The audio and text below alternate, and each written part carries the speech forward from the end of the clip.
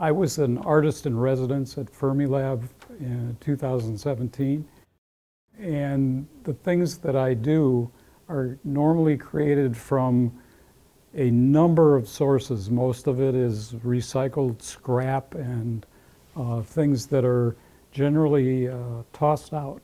I get a vision for how I want to use them, and I put things together.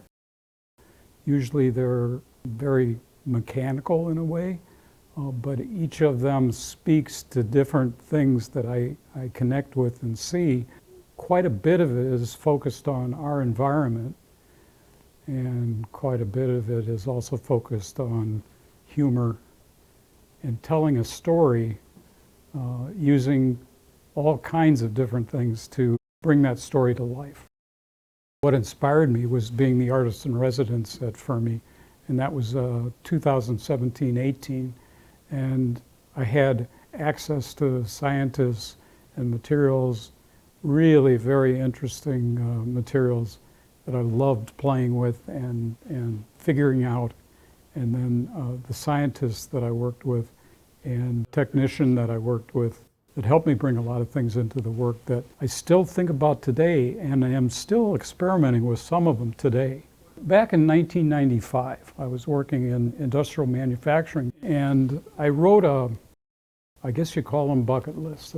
They weren't called bucket lists at that time, but one of the items in that list was I would like to work at Fermilab and create art there.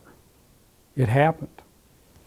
I got the opportunity to do that. At that time, I didn't think there was any way that that would happen, but things manifested and I was able to do that. And I've been at this work ever since I was a little kid.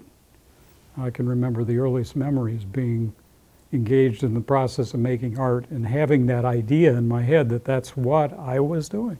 I don't know if it was unusual, but I think it was.